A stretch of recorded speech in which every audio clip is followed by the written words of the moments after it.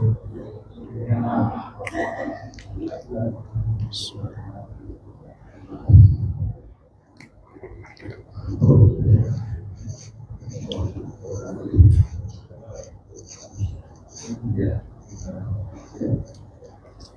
بالله من الشيطان الرجيم. بسم الله الرحمن الرحيم. لا حضرة النبي المصطفى سيدنا محمد صلى الله عليه وسلم وعلى آله وأصحابه وأزواجه ورجاله وإلى جميع مؤلف الكتب ومصنفيها وشارحها ولمن أجازنا إلى المنتهى ولآبائنا وأمهاتنا.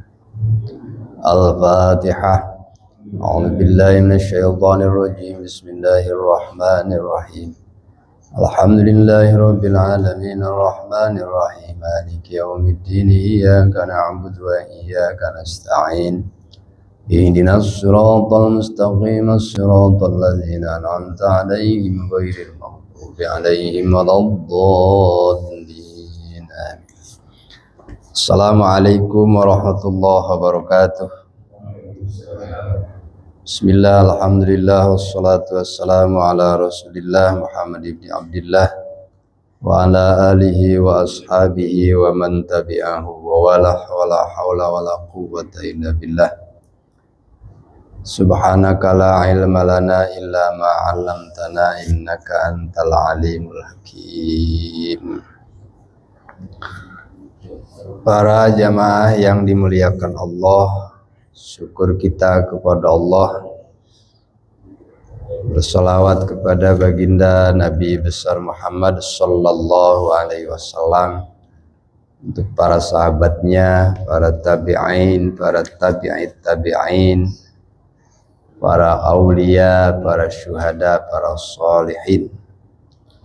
Semoga kita diberikan kesehatan lahir dan batin, dan semoga negeri ini, bangsa ini Allah lindungi dari bencana, dan buat keluarga kita yang ada di Aceh,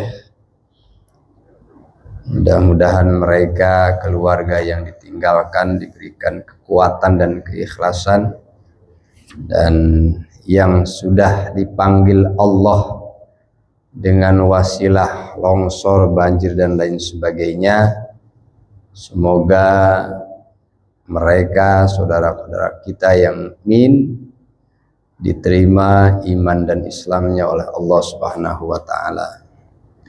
Para jamaah yang dimuliakan Allah, kita meneruskan materi tentang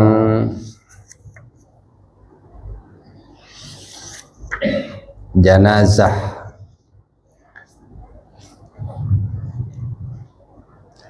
Ada yang disebut dengan kewajiban kifayah.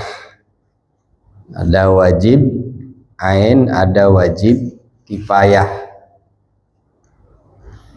Kifayah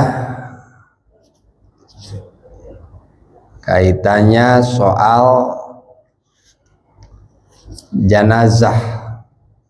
Kita sudah membahas tentang kematian dari awal.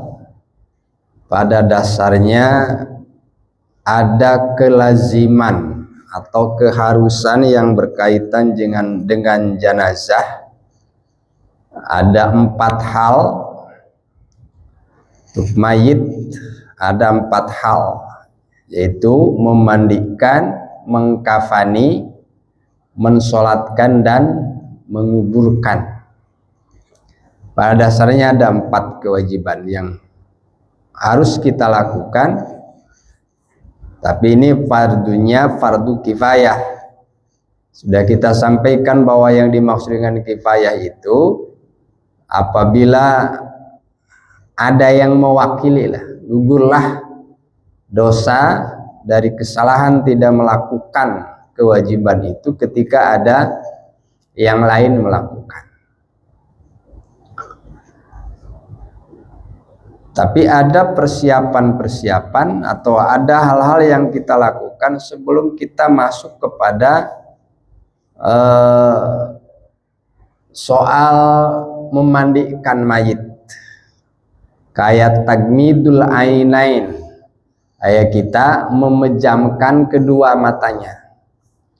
Sebab orang ketika meninggal itu matanya melotot lah, kayak memandang jauh. Ada yang menyampaikan bahwa ketika ruhnya keluar, dia melihat kemana, sehingga matanya itu tidak langsung terpejam ketika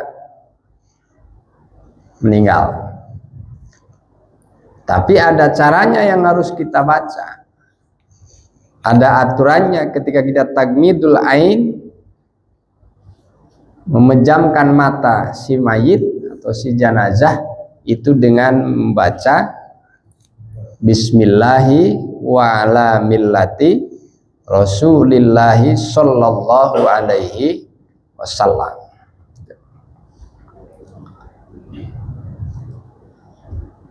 Jadi yajibu alal kifayati alaman alima bimautihi aw dhannihi aw lam ya'lam bidzalik. Kewajiban kifayah bagi orang yang tahu akan kematian seseorang. Nah, ini biasanya kita panggilan jiwa ya. Datang kepada orang yang meninggal itu, ada yang kita bawaannya semangat untuk datang. Nah, makanya di akhir itulah orang kelihatan baik dan enggaknya itu di akhir. Di akhir. Oh, ini yang takziah banyak, yang nyolatin banyak. Jadi ini sekarang terjadi banyak mayit, banyak jenazah. Ada yang karena terendam di bawah banjir, kan? Ada juga karena longsor. Mudah-mudahan yang meninggal dengan cara seperti itu termasuk orang-orang yang meninggalnya mautun syahidun. Mati syahid itu bukan hanya perang, ketika di medan perang melawan kaum kafirin. Di antaranya orang yang mati syahid itu, atau perang, jelas di medan perang membela agama. Yang kedua, ada orang yang mati karena tenggelam, itu termasuk syahid. Syahid itu ada dua, ada syahid dunia, ada syahid akhirah. Kalau yang syahid akhirah itu tidak harus dimandikan, tidak harus dikafani. Kayak orang meninggal di medan perang, terbunuh, baik terbunuhnya oleh sesama orang muslim ataupun orang atau lawan non muslim. Tanpa sengaja umpamanya mau nembak musuh, ternyata kenanya ke teman, ke satu pasukan. Nah, itu juga termasuk mautun syahidun.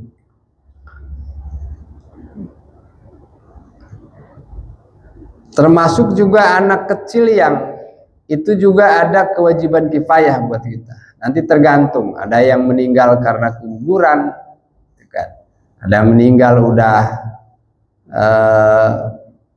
baru keluar, baru lahir, meninggal. Ada yang meninggal masih di dalam perut seorang ibu. Jadi 4 hal yang harus kita lakukan. Ini disebutnya dengan kewajiban kifayah atau fardu kifayah.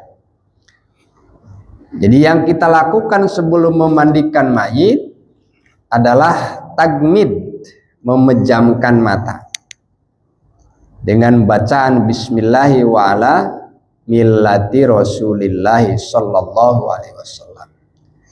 Idza matal muhtadaru yundabu syaddu lihyaihi bi'asabah. Nah, di antara kewajiban atau keharusan Di sini tergantung situasi, tergantung kondisi si mayit. Kalau memang sudah terpejam, ya sudah. Kalau untuk melakukan kesunahan walaupun sudah terpejam, boleh kita melakukan itu, ngusap mukanya. Watalyinu mafasilihi, melemaskan. Biasanya kan ada orang yang meninggal kakinya susah diluruskan. Saya pernah, jadi ada orang yang meninggal nggak ketahuannya udah sehari semalam, kaku kan, itu susah. Jadi dengan lemah lembut, dengan kelembutan kita luruskan. Makanya disunahkan kita ketika ada orang meninggal itu pakai ini, diikat dari dagu ke kepala, supaya mulut ini tidak mangap. Itu yang harus kita lakukan sebelum melaksanakan atau pelaksanaan pemandian mayit. Kemudian melemaskan anggota tubuhnya, baik kakinya maupun tangannya. Kan cepat, orang meninggal itu cepat kaku. Tapi ada juga yang lemes. Nggak tahu tuh perbedaan antara suul khotimah dengan husnul khotimah, tidak tahu. Apakah karena lemesnya badan, apakah karena kakunya badan, itu juga kita tidak bisa jamin. Nah, watalyinu mafasilihi, disunahkan melembutkan atau melemaskan, melenturkan ruasan itu ya sambungan. Ini ruasan nih, sehingga nggak kaku. Birifkin, dengan kelembutan, alon-alon. Kemudian juga kalau kita kan mayit jenazah setelah kita selesai biasanya kan ditempatkan pakai kasur lah. Itu sunahnya di atas bumi, maksudnya pakai amben. Kalau di kampung saya itu pakai amben, jadi nggak di bawah, termasuk memuliakan di situ. Pakai amben atau pakai meja gitu, pakai meja gitu. Jadi orang-orang yang taziah di situ pakai meja. Jadi waraf'uhu anil ardi, jadi meninggikan dari tanah. Tapi ada juga yang karena dengan pakai kasur gitu kan, ada, itu masih silahkan. Wasatruhu bithaubin saunan lahu anil a'yuni ba'da naz'i thiyabihi allati qubidha fiha. Kemudian ditutupi dengan pakaian dalam rangka menjaga dari pandangan yang tidak harus atau tidak boleh memandang. Sunnah sebelum dimandikan.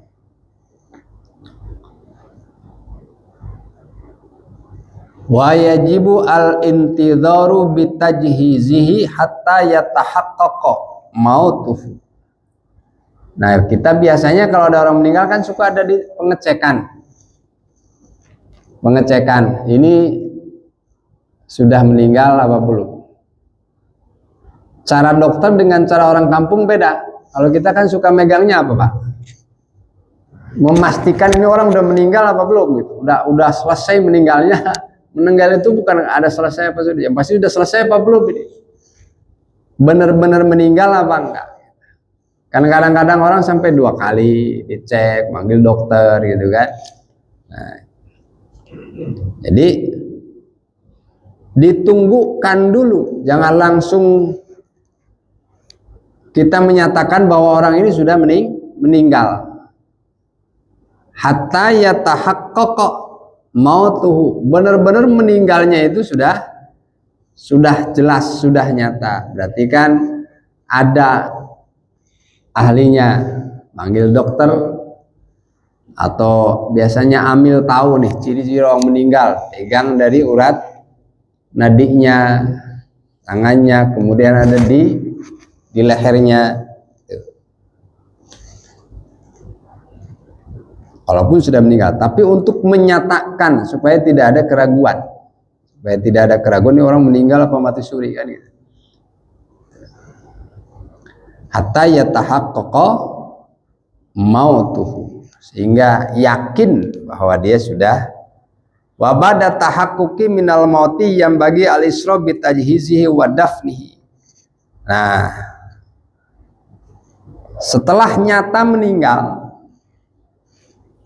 yang bagi al-isra justru di sini penting untuk mensegerakan mengurus jenazah, mengurus mayit bi tajhizihi wa dafnihi. Jadi persiapannya yang pasti tahapan pertamanya adalah memandikan, setelah selesai memandikan kemudian diwudukan, diwudui apa diwudukan tuh. Nah, air yang dipakai untuk memandikan mayit kalau di kampung itu pakai yang dedaunan yang sepet-sepet, disunahkannya yang begitu. Kalau kita kan karena ada sabun boleh kan menggunakan sabun. Di kampung itu suka ada dedaunannya, ada daun apa namanya yang agak sepet-sepet itu pakai. Jadi yang bagi al-isra bitajhizihi wa dafnihi. Nah, kesunahan setelah itu wa yustahabbu i'lamun nasi bimautihi. Jadi sunnah diumumkan. Makanya di masjid-masjid sering kita dengar ketika bukan waktunya mendekat sholat atau masuknya waktu sholat, ketika ada assalamualaikum rata-rata, wah ada yang meninggal nih, inna lillahi wa inna ilaihi. Apa yang kita baca? Kita langsung inna lillahi apa enggak? Kita ini dulu Allahumma gfirli walahu, baru inna lillahi wa inna ilaihi rajiun. Kadang-kadang kan kita nggak paham ketika mendengar pengumuman di masjid inna lillahi wa inna ilaihi rajiun.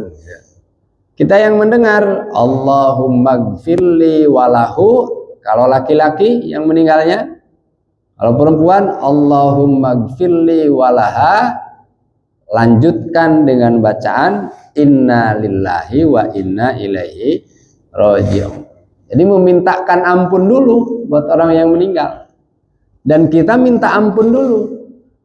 Allahumma gfirli, ya Allah ampunilah aku, walahu dan dia, dan baginya, bagi yang meninggal.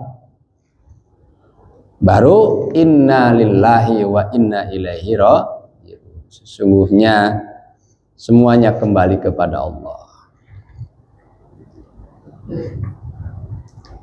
Nah, ini secara syariahnya yang bagi al-isra bitajhizi wa yustahabu i'lamun nasi bimautihi. Jadi sunnah memberitahukan, mengumumkanlah kepada masyarakat. Bahkan sekarang zaman medsos kan enak, punya grup banyak, telah meninggal semua mendoakan di situ. Ada innalillahi langsung Fatihah, nggak tahu kalau di yang di grup HP chat-chatan itu langsung Al-Fatihah, kan suka ada begitu. Tahu pada baca apa kagak? Apa cuma tulisan doang gitu. Al-Fatihah gitu kan. Gitu. Ya mungkin tulisan doang. Kayak ngedoa di status gitu kan. Ya cuma status doang. Bagus ya bagus, husnudzon bahwa mereka baca Fatihah. Jadi kita di grup kan seperti itu.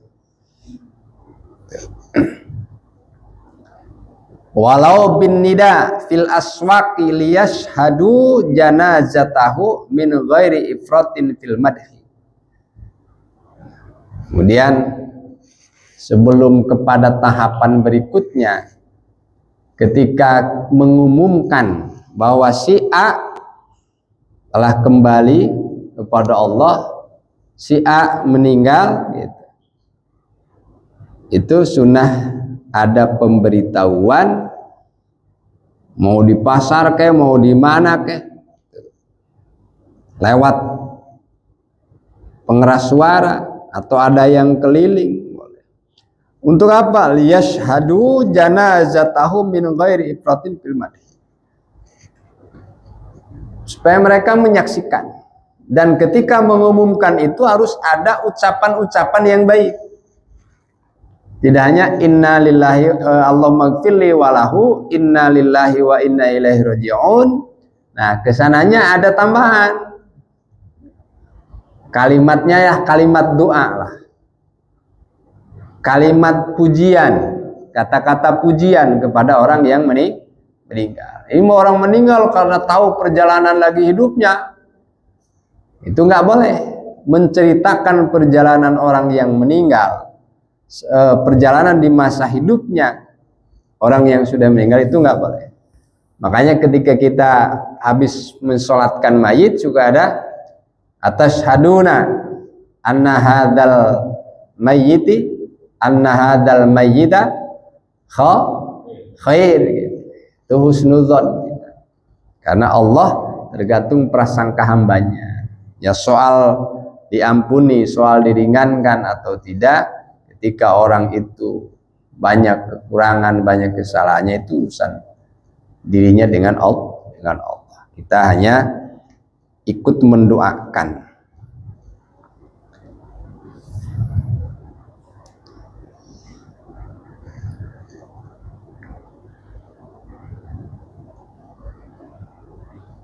Nah, untuk soal kewajiban yang pertama adalah memandikan. Udah beres. Makanya dalam prosesi itu sebelum dimandikan kan macam-macam adat istiadat atau macam-macam kebiasaan, ada yang kemudian di situ melakukan fidyah dan lain sebagainya, itu soal lain. Nah, yang kita bahas yang paling pokok adalah memandikan. Siapa yang paling utama yang memandikan? Keluarganya yang bukan muhrim, atau bukan keluarganya tapi tidak lain jenis. Kalau memang mayitnya atau jenazahnya laki-laki, yang memandikan laki-laki. Utamanya dari keluarganya. Mau laki-laki mau perempuan, kalau keluarganya kan nggak masalah.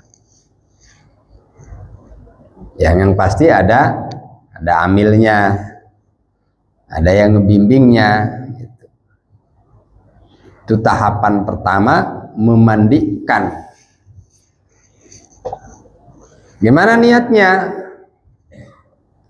Nawaitul ghusla lihadal mayyiti.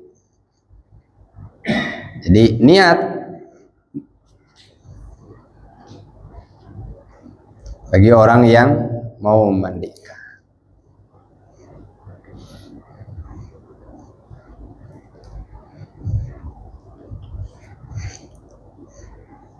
Gimana kalau mayit itu ternyata nggak bisa dimandikan karena asbab meninggalnya beda-beda, mungkin karena meninggalnya terbakar, gitu kan? Kan nggak mungkin dimandikan dengan menggunakan air. Ada yang mati karena kebakaran, kulitnya nggak memungkinkan untuk dimandikan dengan air. Ya dengan cara tayamum. Arba'u khisalin kamilatin wahiyya, gitu. Yang pertama adalah ghusluhu au badaluhu, pengganti daripada mandi. Mandi diganti ketika si jenazah tidak memungkinkan untuk dimandikan dengan air, dengan cara tayamum. Seperti mana? Kamalau ahraqa binar, gitu. Wa kana bihaitsu law ghusala taharra. Nah, kalau dengan menggunakan air kemudian tidak memungkinkan karena mayit meninggalnya dengan sebab terbakar, maka dengan menggunakan tayamum. Begitu juga wudhunya. Wudhunya dengan menggunakan tayamum. Gimana caranya? Ya, sesuai dengan cara-cara tayamum yang ada. Yang kedua adalah mengkafani. Mengkafani, membungkus. Masing-masing berbeda antara mayit laki-laki dan mayit perempuan. Mentakfin atau mengkafani ba'da ghuslihi au badalihi. Nah, mengkafani juga alternatif ketika jenazahnya itu orang yang berperang di jalan Allah, kan beda. Nah, kemudian laki-laki dengan perempuan juga berbeda. Banyak dan sedikitnya kain yang digunakan. Nah, kalau orang yang mati syahid, itu sunnahnya dengan pakaian yang ada. Paling-paling ditambahin sedikit hanya untuk menutupi darah bagi orang yang meninggal di medan perang. Itu mengkafani. Ghuslul mayyiti fardu kifayatin alal ihya. Makanya ada keterwakilan. Masyarakat enggak semuanya harus ikut mandiin, harus ikut mengkafani. Makanya ada amil. Pak Amil ini orang yang berjasa. Makanya kita harusnya ada di sini ada praktek mengkafani jenazah. Itu nggak mudah. Tidak setiap ustadz itu bisa mengkafani. Saya juga kalau suruh mengkafani nggak tahu bisa apa enggak. Makanya harus ada praktek mengkafani atau membungkus mayit. Dalam memandikan pun dan mengkafani itu ada syaratnya. Kayak kita memandikan mayit disyaratkan ayyakuna musliman. Jadi orang yang memandikan walaupun itu keluarganya. Contoh, ada keluarga yang meninggal, yang meninggalnya muslim. Kemudian kakak kandungnya non muslim, itu tidak memenuhi syarat. Jadi disyaratkan, makanya tadi ketinggalan ada syarat-syarat memandikan. Yang pertama ayyakuna musliman, yang memandikannya muslim, jenazahnya muslim, yang memandikan muslim. Walaupun ada keterkaitan keluarga, ada keterkaitan nasab, katakanlah kakak kandung, adik kandung, atau sebagai ayah, atau sebagai ibu. Kalau yang tidak muslim kemudian ikut memandikan itu tidak memenuhi syarat. Kalau cuma membantu ya silakan. Tapi ada yang pokok, orang yang memandikan yang cuma membantu ya silakan. Sebagai rasa sebagai keluarga. Fala yuftaradu tagsilul kafir. Nah, kan masing-masing punya cara. Yang non muslim caranya begitu, yang muslim caranya seperti ini. Masing-masing punya cara, punya aturan agama masing-masing. Tapi bagi yang muslim, syarat untuk memandikan jenazah atau mayit yang muslim ya harus muslim. Ayyakuna musliman.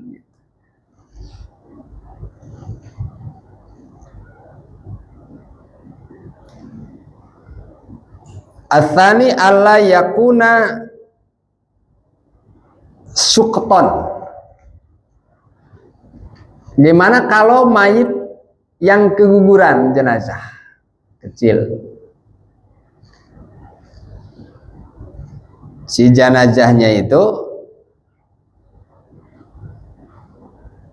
baru keluar umur, ya kayak keguguran itu kan kadang-kadang ada yang sudah membentuk, ada yang masih darah yang sudah kental keguguran, atau lahir seorang anak yang memang belum waktunya 6 bulan, atau 5 bulan tapi sudah membentuk. Nah, ini nggak harus gimana, tapi pakai cara tidak harus disolatkan, gitu kan? Tapi harus dicuci, tapi tidak memakai aturan seperti mayit yang dewasa. Fainau la yuftaradu ghuslu sakti.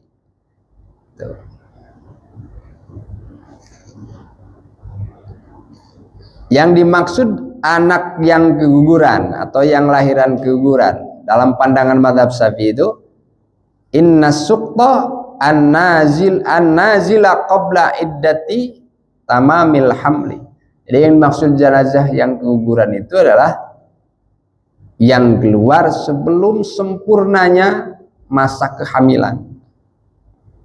Jadi contoh 6 bulan gitu. Nah, bagaimana yang kecil atau yang keguguran itu? Itu tergantung. Yang keguguran kemudian sudah membentuk wasuktu kal kabiri fil wafat indoharat amaratul hayat. Jadi kalau memang sudah ada ciri-ciri kehidupan, dia sudah bergerak, ada suara gitu. Tapi belum masanya lahir, belum waktunya lahir. Pada umumnya kan 9 bulan, 6 bulan sudah lahir. Pas lahir ada suara ngek atau apa, ada gerakan, kan? Tuh. Itu kal kabiri fil wafat. Bentuknya sudah jelas, kemudian ada suara, yang pasti ada ciri kehidupan bahwa dia lahir, kemudian hidup, kemudian dia meninggal. Nah, itu juga keguguran, disebutnya suktun. Jadi anak yang lahir yang belum sempurna hitungan mengandung. Ya, contohnya 6 bulan.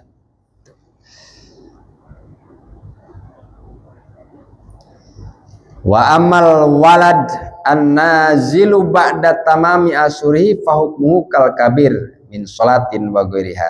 Jadi kalau sudah sempurna, makanya kan si jenazah yang keguguran kan gak usah disolatin, gak usah disolatin. Apa nih, pandiin, bungkus, udah langsung. Tuh. Gak usah ditalkin juga, udah jelas-jelas itu mah. Tuh. Enggak ditalkin. Wahai, kan belum ada nama juga. Jadi anak yang lahir setelah sempurna umur kehamilannya itu sama seperti yang dewasa. Jadi kal kabiri min sholatin wa ghairiha. Artinya ya dikafani, ya dimandikan, ya disolatkan. Kalau belum sempurna umur kehamilannya, tuh, paling ya dimandikan, ya pastikan ada kotoran-kotoran, kemudian dikafani sesuai dengan aturan, ya langsung dikuburkan, makamkan. Itu syarat-syarat alla yakuna sukton. Jadi kalau memandikan secara fikih yang sesungguhnya bagi jenazah yang dewasa. Yang ketiga, alla yujada min jasadil mayyiti miqdarun walau kana qalilan. Kalau kita lihat pendapat mazhab Syafi'i bahwa yang dimaksud dengan mayit yang keguguran itu 6 bulan. Imma antu lama hayatuhu fayakunu kal kabiri fiftirodi ghuslihi wa imma allatu lama hayatuhu, baik diketahui hidupnya ataupun tidak, itu tetap dimandikan. Fayakunu kal kabiri fiftirodi, beda untuk pensolatkan. Kalau yang keguguran udah nggak usah solatkan. Kalau dimandikan jelas, baik diketahui yang keguguran itu diketahui hidup atau tidak. Yang penting sudah lahir. Biasanya kalau 7 bulan itu udah lahir yang belum waktunya itu disebutnya apa, Pak? Lahir prematur. Kalau lahir prematur biasanya diinkubasi ya, diinkubasi. Ini mah yang keguguran. Kalau lahir prematur kan bukan keguguran. Kalau keguguran itu memang belum waktunya, ya seperti 6 bulan. Kalau yang lahiran yang 7 bulan itu katanya tua malah. Yang 8 bulan malah muda ketika lahirnya. Nah, dalam pandangan mazhab Syafi'i mah, jadi yang lahir di usia 6 bulan itu termasuknya keguguran. Ketika meninggal, lahir kemudian meninggal, ada ciri kehidupan atau tidak ada, masalah memandikannya itu sama dengan mayit yang dewasa. Kal kabiri tiftirodi goslihi. Jadi seperti orang yang dewasa dalam keparduan memandikannya.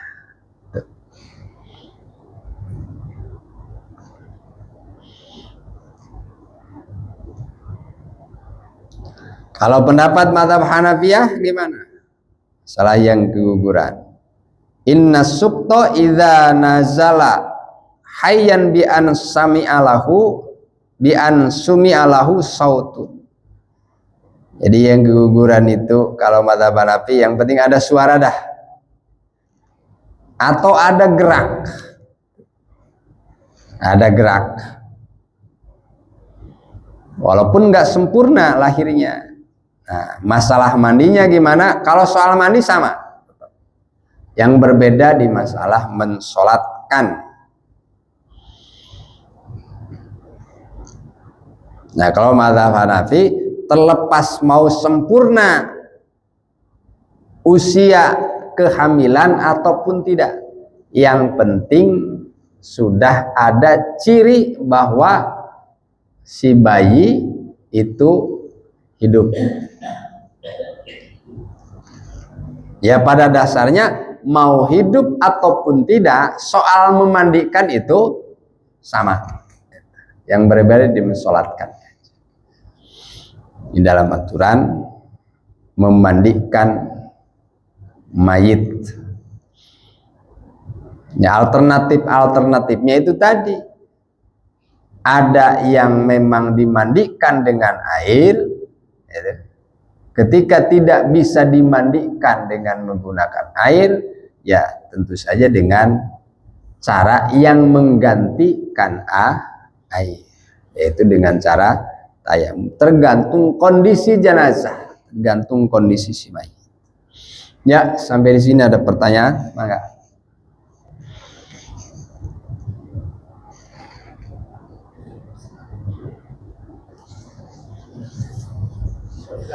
Ya, siap. Ya.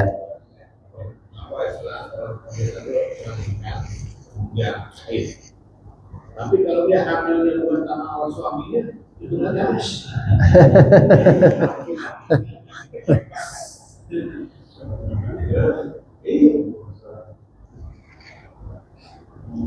Ada ya salah satu di antara yang syahid ya, syahid dunia.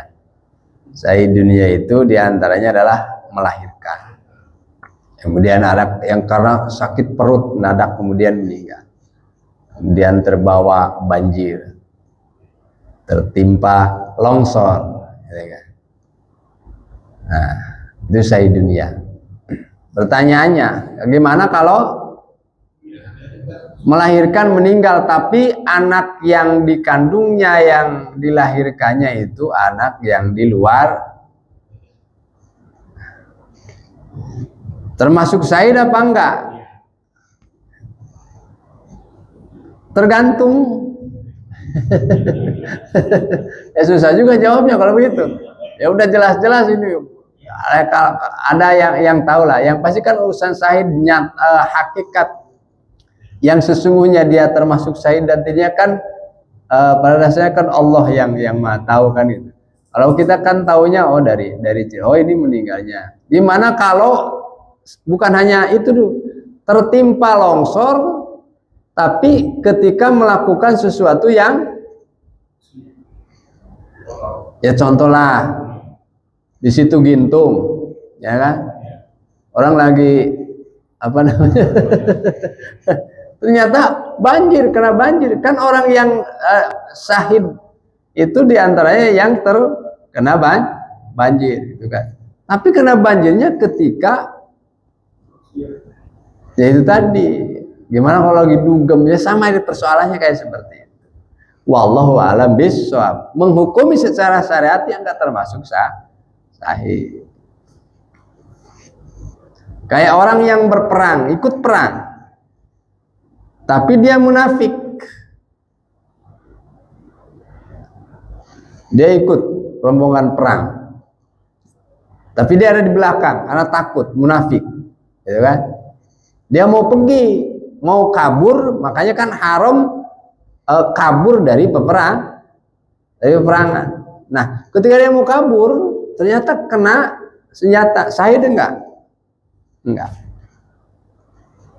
Berarti meninggalnya seseorang di saat sedang maksiat, walaupun asbab yang menimbulkan dia meninggal itu sebagai asbab orang yang disebut mati syahid. Tapi ketika terjadi contoh longsor atau banjir, tapi dia sedang melakukan sesuatu yang dilarang oleh Allah, termasuk syahid enggak? Ya enggak. Yang masuk syahid mah termasuk syahid mah ya yang mukmin, ya kan? Yang sedang melakukan kebaikan. Kalau sudah jelas-jelas sedang melakukan sesuatu yang dilarang Allah ya enggak termasuk sahih. Melahirkan termasuk orang yang meninggal ketika melahirkan, asbabnya karena melahirkan itu termasuk sahih dunia. Pertanyaannya itu tadi, apakah masuk kepada golongan mati syahid atau tidak ketika anak yang dilahirkan produksinya salah gitu. Tuh, tidak termasuk sahih. Nah, ini harus ada kejelasan karena nanti setiap orang yang meninggal kena longsor syahid. Terus gimana kalau yang tidak mukmin, tidak muslim, apakah syahid? Ya enggak.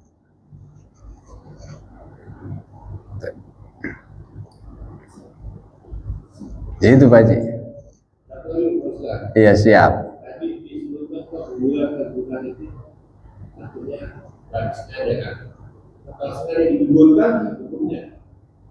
Aborsi gitu.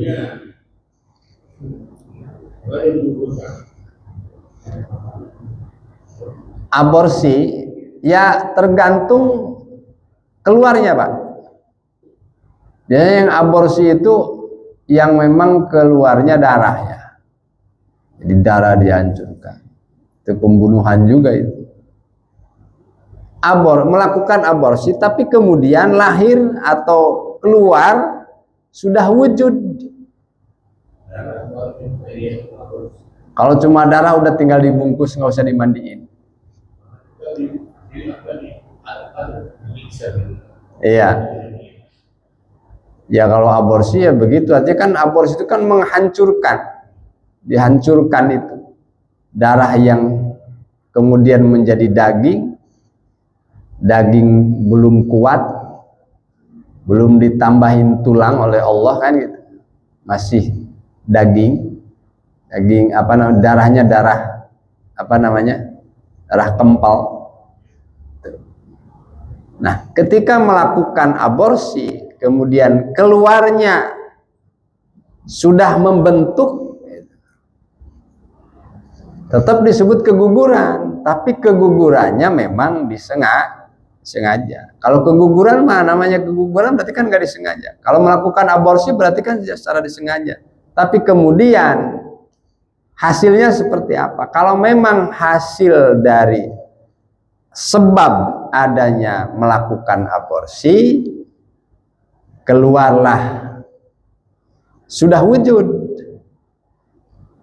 wujud orang, kepalanya ada, kakinya aja masih utuh, terlepas ada nyawanya ataupun tidak ketika keluar dari perut seorang ibu, nah itu tetap ada kewajiban untuk dimandikan.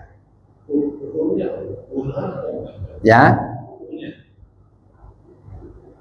keguguran tapi dengan aborsi ya sama keguguran. Oh, pembunuhan. Ya, namanya aborsi itu termasuk pembunuhan. Nah, ketika sudah ada, contoh gini, ini ada ininya. Kalau cuma baru darah, gitu kan, baru cabang. Tapi kalau sudah membunuh itu sudah pembunuhan, Pak. Makanya nggak boleh melakukan aborsi. Masuk kejam-kejamnya orang, gitu kan, kejam-kejamnya manusia ya. Di antaranya adalah membunuh darah dagingnya sendiri. Ya, ada lagi. Jadi aturan dalam pengurusan mayit yang dewasa dan yang keguguran itu sama dalam masalah memandikan. Ketika sudah ada wujud, baik dia ada nyawanya pas keluar ataupun tidak ada nyawanya. Ya, silakan Pak. Itu kan memandikan itu prakteknya ada yang pelan-pelan, ada juga yang sampai berat. Itu kan tuntunannya gimana? Ya. Sering kita mendengar penjelasan bahwa orang yang dicabut nyawanya, ruhnya lah, kita bahasanya dicabut nyawa, itu sama dengan sakitnya dengan ditebas oleh berapa kali, 300 kali tebasan pedang. Artinya orang yang telah meninggal itu sudah terpisah ruhaniah dengan jasadnya. Dalam riwayat-riwayat itu sakit. Makanya kita harus pelan-pelan tapi tidak mengurangi kepada ketertiban dan kesempurnaan dalam memandikan jenazah. Katakanlah kotorannya, ya. Kemudian suka ada yang ditekan perutnya, itu kan. Takutnya kan suka ada keluar kotoran-kotoran. Terus semua dibersihkan. Jadi yang penting bersih. Aturannya yang penting bersih. Ketika ada kemungkinan kotoran-kotoran, ketika biasanya kan orang setelah meninggal itu kan suka ada yang keluar darah, ya kan? Ada yang keluar kotoran dari bawah. Makanya suka ada yang ditekan, yang memandikan itu. Yang penting bersih. Jadi memandikannya jangan kasar juga, dengan cara lembut, birifkin. Makanya melenturkan anggota tubuhnya setelah jelas nyata dia meninggal, dari mulai situ tidak boleh dengan cara yang kasarlah, katakan alon-alon, tapi pasti. Ketika memandikan kita menggotong dengan alon-alon. Memandikan, menggosoknya juga jangan kasar, alon-alon. Karena si mayit itu bekasnya katanya. Tapi kan yang merasakan bukan jasadnya. Ruhaniyahnya, kalau jasadnya mah sudah sebujur bangke. Cuma sering kita dengar penjelasan bahwa orang yang habis dicabut nyawa itu cuma kegesek aja begini, bersentuhan aja sakit. Yang pasti ada aturan, ada adab, ada tata cara yang lebih baik dalam memandikan atau cara-cara memandikan jenazah. Itu Pak. Yang penting bersih, aturannya yang penting bersih, suci. Setelah beres memandikan, kemudian diwudukan. Ya, ada lagi?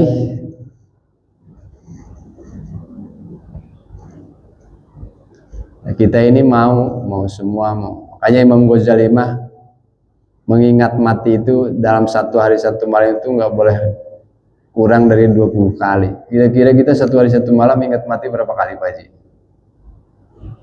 Jarang ya. Supaya orang hatinya lembut itu harus sering ingat mati. Untuk melembutkan hati, salah satu di antara melembutkan hati kita itu dengan cara sering mengingat kematian. Ya umur sekarang berapa? Saya suka mikir, kita nyekut nyolatin orang banyak gitu, yang nyolatin. Suka mikir, ntar kita banyak nggak yang nyolatin, banyak nggak yang taziah, gitu kan? Tergantung amal kita. Nah, itu pembahasan kita tahapan awal masih dalam cara memandikan. Untuk mengkafani nanti berikut kita bahas kembali. Ada lagi pertanyaan? Udah mau isyraq?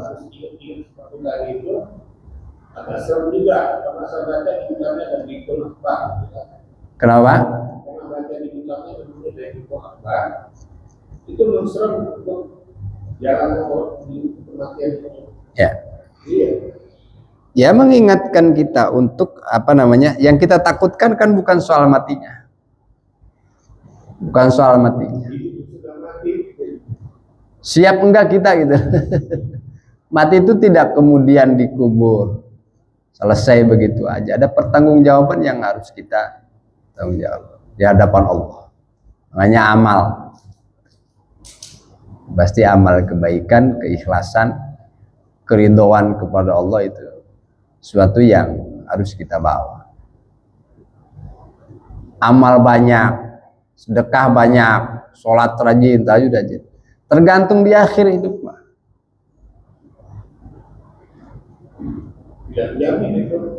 Nggak jamin. Iya. Makanya mangkana akhiru kalami di situ. Boleh bangga dengan sholat malamnya, dengan apanya semuanya. Silahkan kamu bangga. Tapi di akhir napas kita bawa iman apa enggak di situ kan? Makanya kita ada doa, Allahumma inna nas'aluka imanan la yartaddu. Aku meminta kepadamu ya Allah, iman la yartaddu, yang tidak pernah murtad. Dan mintanya juga sering minta Allahumma inna nas'aluka husnal khatimah di akhir. Situ itu.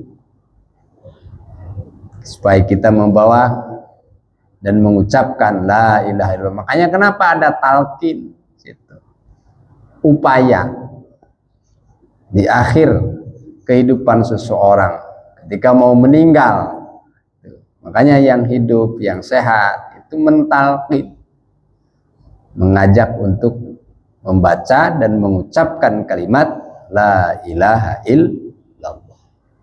Gak bisa dengan panjang, cukup Allah, Allah. Gak bisa dengan mengucapkan, cukup di dalam hati. Makanya yang hidup ngasih kode aja, kalau dengar mah pasti dengar, cuma nggak bisa mengucap. Karena di situ ujiannya kematian. Karena kita sampaikan bahwa datang yang menggoda. Karena iblis itu menginginkan setiap orang yang beriman meninggal dalam keadaan su'ul khatimah. Itu yang pertama datang itu iblis yang menyerupai bapak. Kemudian iblis yang menyerupai ibu. Si bapak mengajak untuk meninggal dalam keadaan Yahudi, keadaan itu. Si ibu mengajak untuk meninggal dalam keadaan Nasrani. Disampaikanlah jasa-jasa bapaknya, jasa ibunya. Itu ujiannya. Soal mati. Hanya dari beberapa kejadian yang kita bisa lihat sekarang kejadian itu, mereka yang terlindung itu adalah ahli Al-Quran. ahli Ahlul Quran. Ya. Ya. Dijaga oleh Allah. Dijaga oleh Allah. Yang pasti ahlul iman, ahlul taqwa.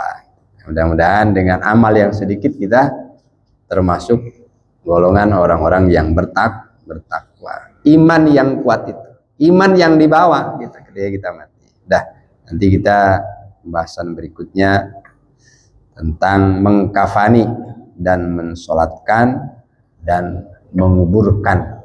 Insyaallah pada minggu yang akan datang, mudah-mudahan bermanfaat buat kita, mengingatkan kita untuk senantiasa waspada karena kematian selalu ada di depan kita. Mati atau meninggal, terpisahnya ruh dan jasad, kita tidak pernah tahu, karena Allah melalui malaikatnya yang datang, malaikat Israel, tidak mengetuk pintu dulu. Ada yang masih muda, ada yang sudah tua nggak meninggal, malah sampai keluarganya pengen supaya meninggal, sampai bikin air, pakai daun kelor, pakai daun bidara supaya cepat meninggal, katanya dia mau punya pegangan katanya. Gitu. Nah itu macam-macam. Mudah-mudahan Allah menjaga iman kita. Berdoa kita untuk saudara-saudara kita yang ada di Aceh, dimanapun di negeri ini yang terkena musibah. Mudah-mudahan diberikan kesabaran, kekuatan, dan kita semua, masyarakat kita yang di sini, Jakarta, semuanya yang belum terkena wabah atau musibah, semoga Allah menjaga bangsa kita. Al-Fatihah. A'udzubillahi minasyaitonir rajim. Iyyaka na'budu wa iyyaka nasta'in. Shiratal ladzina an'amta 'alaihim waladdallin. Kekurangan dari saya mohon maaf. Wassalamualaikum warahmatullahi wabarakatuh.